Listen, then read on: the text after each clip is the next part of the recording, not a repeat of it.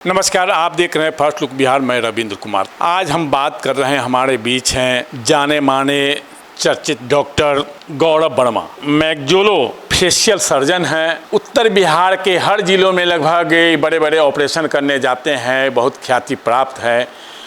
अचानक ये राजनीति में कूदने की इच्छा बनाए, कैसे बनाए, और अचानक एक कार्यक्रम में लोगों ने अपने आप से घोषणा कर दिया जब मुजफ्फरपुर का उम्मीदवार कैसा हो, गौरव वर्मा जैसा हो। आखिर यह कैसे हुआ? गौरव वर्मा के प्रति लोगों का आकर्षण कैसे बढ़ा जब इस राजनीति के घोर युग में, जिस राजनीति में बहुत सारे तिक्रम अपनाए जा रहे हैं, उस तिक्रम में एक डॉक्टर जो है से विधानसभा लड़ने की घोषणा वो भी लोगों के कहने पर कर दिए। एक बड़ा कार्यक्रम का आयोजन करके जिस चाय की पार्टी पर लोगों को बुलाए, उस चाय की पार्टी में सभी दलों से जुड़े लोग थे। मुजफ्फरपुर नगर निगम के अधिकांश वार्ड पार्षद उसमें शामिल थे और बहुत सारे बुद्धि शहर के बुद्धिजीवी शामिल थे। उस बुद्धिजीवी के बीच से आवाज़ आई कि मुजफ्फरपुर का विधायक कैसा हो, गौरव वर्मा जैसा हो। आखिर कैसे हुआ? हम बात करते हैं डॉक्टर गौरव वर्मा से कि राजनीति में आने की इच्छा अचानक कैसे जाहिर किए, लोगों के दबाव में या किस तरह से, इस पर हम उनसे बात करते हैं।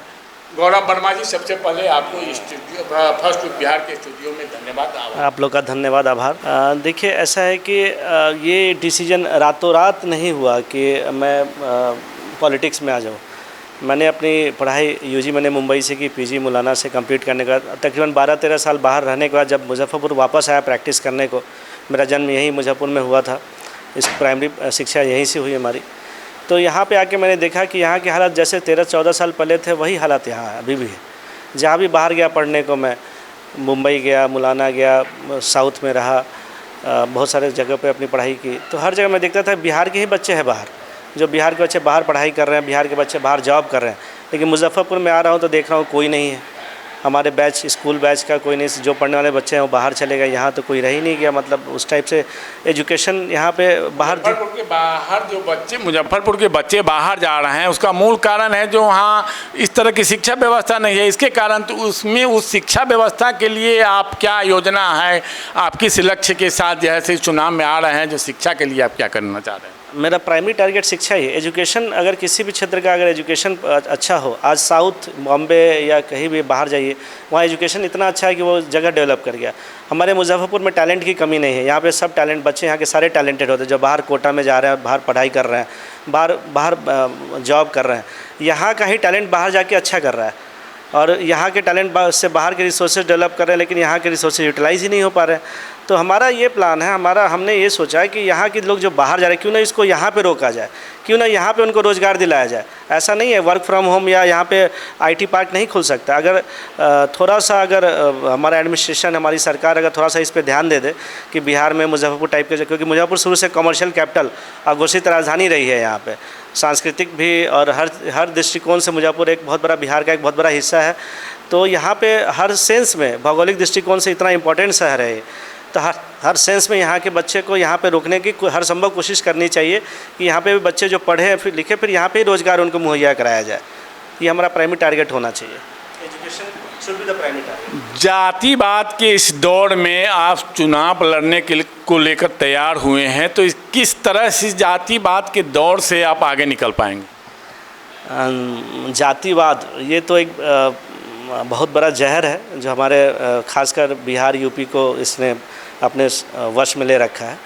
देखिए, जब मैं यहाँ प्रैक्टिस करने आया तो मुझे बहुत सारे लोगों ने पूछा कि आप किस समाज से आते हैं। मैं 2-3 मिनट के लिए कंफ्यूज किया कि मैं किस समाज से, शायद मुझे पूछ रहे थे डॉक्टर है या इंजीनियर है। बाद में पता चला वो मेरी कास्ट पूछ रहे हैं। तो अब ये कास्ट एक ऐसी चीज़ है जो डेवलपमेंट में एक बहुत बड़ा हिंड्रेंस है, जो यहाँ पे जातिवाद ने ऐसा, और ये जातिवाद ऐसा नहीं, हर एक इंसान बड़ा अच्छा है यहाँ का, मुजफ्फरपुर के हर एक इंसान है, बड़ी अच्छी, बहुत अच्छी सोच है, सब कुछ है। लेकिन ऐसा जातिवाद हमारे पॉलिटिकल सिनेरियो के कारण ऐसा जातिवाद भर दिया गया है कि लोग समझ नहीं पा रहे, जातिवाद से ऊपर ही नहीं उठ पा रहे हैं। इसी जातिवाद को ख़त्म करना है। हमें ये नहीं समझना है कि ये कौन सा कास्ट है, ये क्या है क्या नहीं है। हम सब भारतीय हैं और भारतीय बन के ही काम करना है, तभी जाके इस शहर का, इस देश का, इस समाज का ग्रोथ होगा। आप मुजफ्फरपुर शहर को विधानसभा चुनाव के लिए चुने हैं, जो मुजफ्फरपुर शहर एक तरह से उत्तर बिहार की अघोषित राजधानी लोग मानते हैं, अघोषित राजधानी मतलब है उत्तर बिहार की अघोषित राजधानी जो लोग मान रहे हैं, इसे सांस्कृतिक राजधानी भी लोग मानते हैं। लेकिन मुजफ्फरपुर की जो स्थिति है उस स्थिति को आप किस रूप में ले रहे हैं और किस रूप में इसका विकास हो सकता है? देखिए, मुजफ्फरपुर बहुत पोटेंशियल है, इसमें बहुत ज़्यादा पोटेंशियल है मुजफ्फरपुर। आप हर दृष्टिकोण से, मैंने अभी बताया कमर्शियल कैपिटल, मैं जब बच्चा था यहाँ पे मेरी जन्म धरती है, मेरी कर्म धरती है मुजफ्फरपुर। तो स्वर्गीय आदरणीय रघुनाथ पांडे सर थे, उन्होंने बड़ा अच्छा मेडिकल कॉलेज खोला, बहुत सारे डेवलपमेंट के काम उन्होंने किए। फिर जॉर्ज फर्नांडिस सर आए, उन्होंने भी बहुत अच्छा काम किया। तो आज भी हम इन दोनों हम लोग अपने विभूतियों को याद करते हैं।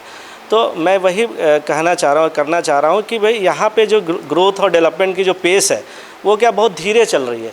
उस पेस को हमारे बाहर के हिसाब से उस एक्सीलेटर पर दाबने की ज़रूरत है, उस पेस को बढ़ाने की ज़रूरत है। यहाँ पे हमारा जो ग्रोथ है वो एकदम से रुक सा गया है।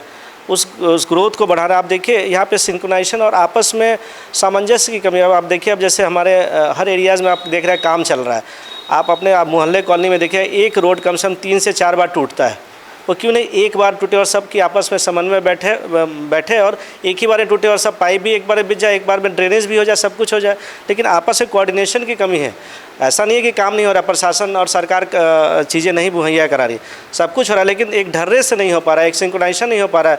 कहीं ना कहीं बहुत सारी एक मूलभूत कमी है जो शहर में लैकिंग है। जो मतलब इसमें जो आप बता रहे हैं, जो एक सड़क बन रही, 4-4 बार उसको तोड़ा जा रहा है, तो इसमें कहाँ चूक है, किनकी कमी है? प्रशासनिक कमी, राजनीतिज्ञों की कमी, जो हमारे जनप्रतिनिधि हैं उनका पहल ठीक से नहीं हो पा रहा है। आप किसको जैसे मूल कारण मान रहे हैं? देखिए, ये लैक ऑफ कोऑर्डिनेशन है। ऐसा नहीं है कि किसी एक की मैं पॉइंट आउट करूँ कि इनकी कमी या उनकी कमी।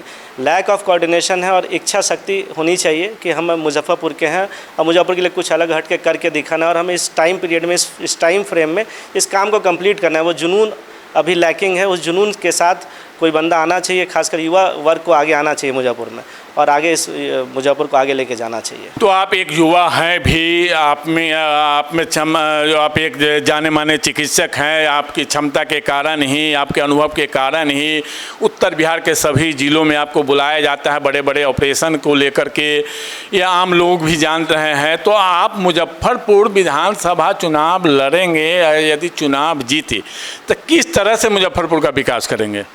मुजफ्फरपुर में जो पोटेंशियल मैंने बताया, एजुकेशन, एम्प्लॉयमेंट और हेल्थ सेक्टर, ये सारे सेक्टर्स को अगर आप अपग्रेड कीजिए तो अपने आप मुजफ्फरपुर का विकास हो जाएगा। एजुकेशन ही बेसिक स्ट्रक्चर है, बेसिक रिक्वायरमेंट एजुकेशन है।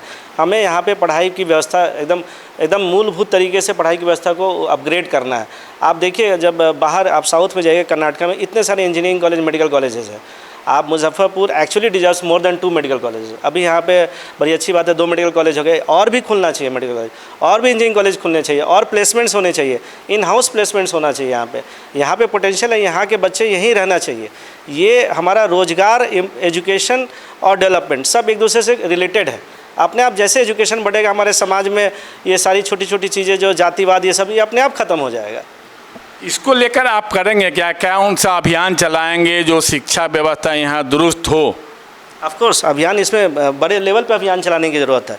बड़े लेवल पे अभियान चलाने की ज़रूरत है, जो एडमिनिस्ट्रेशन और सरकार से हमारे जनप्रतिनिधि लोग को मतलब एक होना चाहिए कि भाई यहाँ पे और एजुकेशन इंस्टीट्यूट्स खुले और बाहर से रिसोर्सेज यहाँ पे आए पढ़ने को। ऐसा नहीं है कि बिहार कभी शिक्षा में कभी पीछे रहा। बिहार तो अग्रणी रहा है हमेशा शिक्षा के मामले में।